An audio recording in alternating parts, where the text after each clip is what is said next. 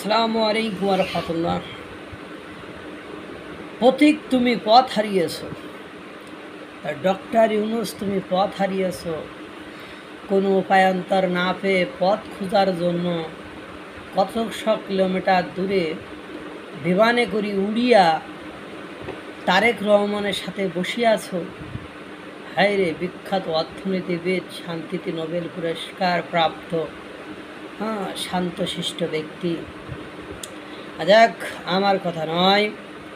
আপনারা জানেন যে আওয়ামী লীগ সাময়িকভাবে স্থগিত হওয়ার পরে বিএনপি বর্তমান সময়ের সবচেয়ে বড় রাজনৈতিক দল। আওয়ামী লীগের অনুপস্থিতিতে সেই বিএনপি নির্বাচনটাকে নিয়ে ডক্টর ইউনূসের সাথে কখনোই একমত হচ্ছেন না বা একমত হতে পারছেন না।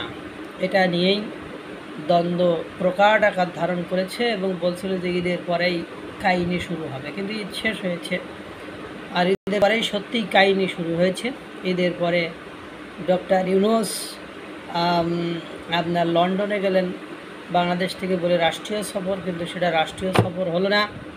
তাকে রাষ্ট্রীয় সফরে সেই মর্যাদা দিল না। সেখানকার প্রধানমন্ত্রী তার সাথে বৈঠকে বসলো না। মানে আরও অনেক ঘটনাই ঘটেছে।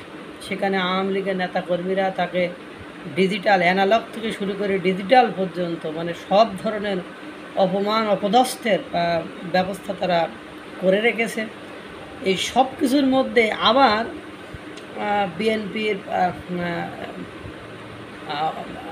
আপনার অ্যাডভোকেট ফজলুর রহমান, উনি আবার এক বিস্ফোরক মন্তব্য করে ফেলেছেন ডক্টর ইউনূসকে নিয়ে, যে ডক্টর ইউনূস দেশ পরিচালনার ক্ষেত্রে সব ধরনের পথ হারিয়ে ফেলেছেন। এখন দিশেহারা, পথ খুঁজে না পাওয়ায় তিনি এই দীর্ঘ পথ পাড়ি দিয়ে লন্ডনে গেছেন তারেক রহমানের কাছে পথ খুঁজতে। সি রে ননি সি, এ হলো অবস্থা। আরও পথ হারাবেন। এটা শুধুমাত্র বিএনপি কথা বলায়, এ কাজ করায় পথ হারিয়ে ফেললেন। তারপরে আওয়ামী লীগও দেখবেন এক সময় অ্যাকশানে যাবে, উলটপালট কর্মকাণ্ড করবে। এখনও তো 5ই আগস্টের পরে তারা আমার জানা মতে সেই ধরনের কোনো আন্দোলন, কর্মসূচি, কর্মকাণ্ড কোনো কিছুতে তারা জোশ দেখায়নি। কারণ দেখাবে কি, নেতাকর্মীরা সব এক নাগাড়ে জেলে পলাতক। কিন্তু বসে যে থাকবে না, যে কোনো রাজনৈতিক দল যে বসে থাকে না, সেটার বাস্তব প্রমাণ হলো জামাত ইসলাম। কারণ জামাত ইসলামকেও নিষিদ্ধ করা হয়েছিল, কিন্তু তারা কি বসেছিল?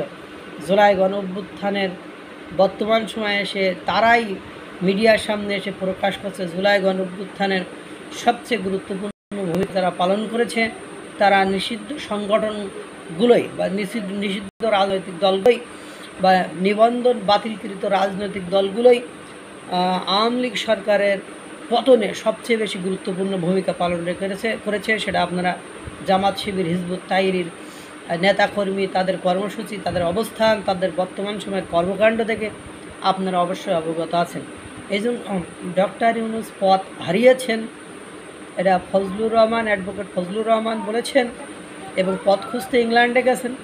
উনি আরও অনেক কিছুই হারাবেন। আরও মানে সময়ের সাথে সাথে আপনারা বুঝতে পারবেন ইতিমধ্যে দেশের যে বাজে অবস্থা, এবং ইংল্যান্ডের মতো বা লন্ডনের মতো একটা দেশে, উন্নত দেশে যে ওনার মতো একজন বিখ্যাত অর্থনীতিবিদ, শান্তিতে নোবেল পুরস্কার প্রাপ্ত ব্যক্তির যে নাজেহাল অবস্থা করেছে আওয়ামী লীগ, তাতে তো বুঝতেই পারছেন ইন্টারনালি আরও ভবিষ্যতে কী হবে আল্লাহই ভালো জানে।